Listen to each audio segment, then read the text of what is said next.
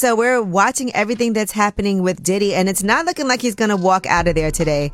Now, I was telling you that it appears the judge is upset that Diddy has some tentative bookings across Miami starting as early as next week. And these bookings are basically him. You know, he did this curriculum, Free Game with Diddy, while he was incarcerated. And so he would be stopping at different places to kind of like talk to, different people about that. So it's not like appearances like for fun. It's supposed to be more educational, and going into underserved areas and connecting with people affected by the criminal justice system. But that's also you assuming that you're about to get out. So I guess the judge is not taking too kindly to that. The judge also has basically said that Diddy does not get the benefit of having accepted responsibility for his crimes, and that the narrative of freak-offs as nothing more than voluntary sex between consenting adults was flatly inconsistent with both reality and any acceptance of responsibility. But so Diddy, as you know, has asked to speak, and he's saying prison changed him forever. He talked about the inhumane conditions, drug threats, a broken washing machine. Shut the fuck! Shut! Did I say no? Oh shit! Say it again. Say something else. Oh, say something else. Say something else, nigga. I'm gonna tie your old monkey ass up. So one day before his sentencing, Sean Combs just submitted a letter to the judge. I'm not going to read all of it. It's about 3.5 pages. But he starts off saying, over the past 13 months, I have had to look in the mirror like never before. My pain became my teacher. My sadness was my motivator. He says, I have to admit my downfall was rooted in my selfishness. The scene and images of me assaulting Cassie play over and over in my head daily. I literally lost my mind. I was dead wrong for putting my hands on the woman that I loved. I'm sorry for that and always will be. He goes on to talk about his experience behind bars and what he's been doing as far as therapy and reading books. He says, I ask you for mercy today. So this is in reference to what's going to happen tomorrow, not only for my sake, but for the sake of my children. God blessed me with 7 beautiful children. He names everyone. He says 4 of my children lost their mother, Kim Porter, as she tragically passed away in 2018. I am their only parent. So this is really the first time that we've heard from Sean Combs in his own words. And I'm not sure if this statement will be read out loud. I know that the defense submitted information that they plan to play a video of some sort tomorrow. I'm going to read the end of the letter. It ends by saying, today I humbly ask you for another chance to be a better father, another chance to be a better son, another chance to be a better leader in my community, and another chance to live a better life. I'm writing this not to gain any sympathy or pity. This experience is simply the truth of my existence and has changed my life forever, and I will never commit a crime again. You be alright, nigga. You tough, right?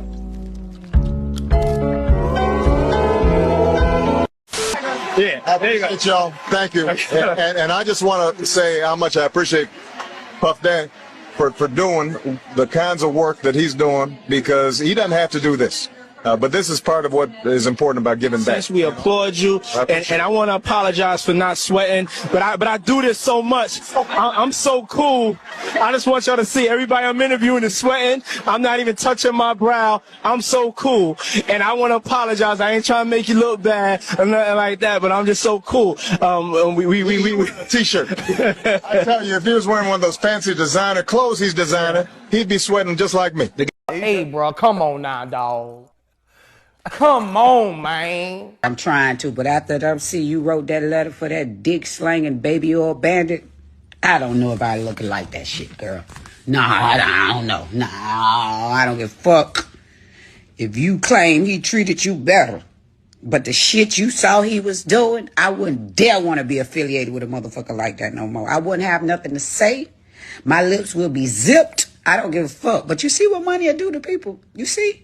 You see that shit? Do you see that shit? I wouldn't have wrote a letter for that son of a bitch for nothing, not a motherfucking thing. Do you understand me? Not the way I would have find out all that shit that bitch, that nasty dick bitch was doing.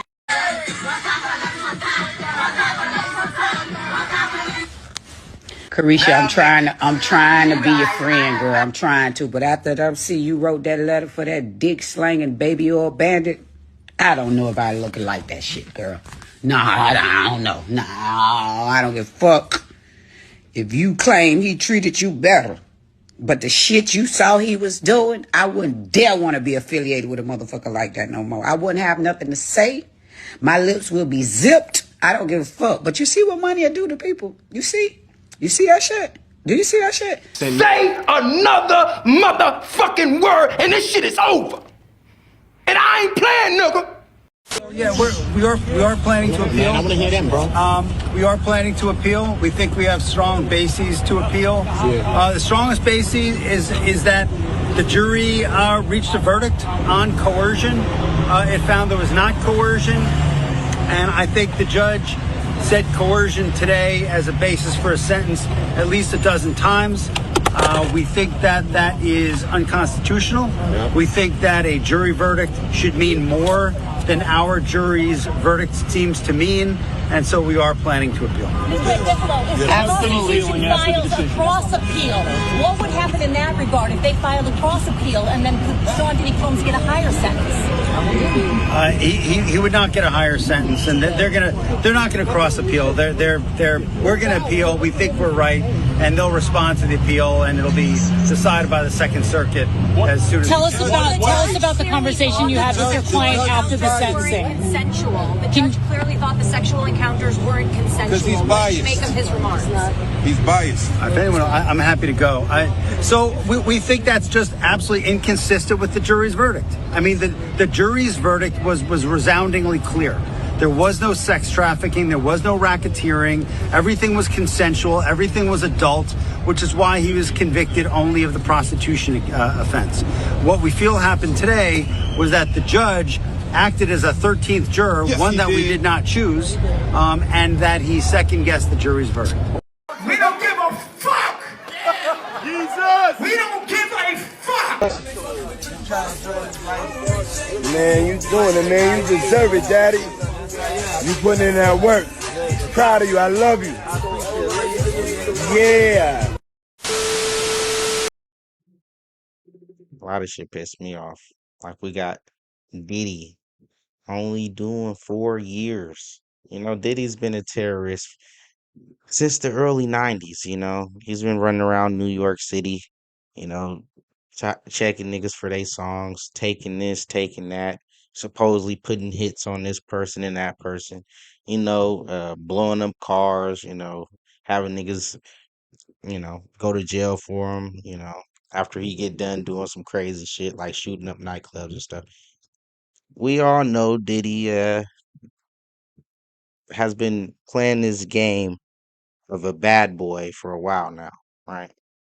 He's been jacking niggas for their royalties and stuff. I mean, it's the list goes on. Now the judge feels like Diddy doesn't deserve no hard time. He could be really rehabilitated with, let's say, 2 more years in jail. He's already did a couple. Maybe if he just sits down for another year or so, then he'll be rehabilitated and ready to come out and, you know, have a clean slate. I know one thing, Kid Cudi better run, you know. If Diddy get released anytime soon, Kid Cudi, your car gonna get blown up. Straight up. It's gonna get blown to smithereens. I mean, you went on the stand against Diddy, and you know he ain't gonna let that go. You know he got friends in high places, all right? But hopefully he doesn't get out on any revenge tours, but you never know. Kid Cudi better be where Russell Simmons is and get the fuck out of Dodge. Anyway, for some reason, Diddy paid the judge off and only got 2 years, and now he's about to be out causing more terrorism. I mean, he's already took everybody royalties that he ever made a song with.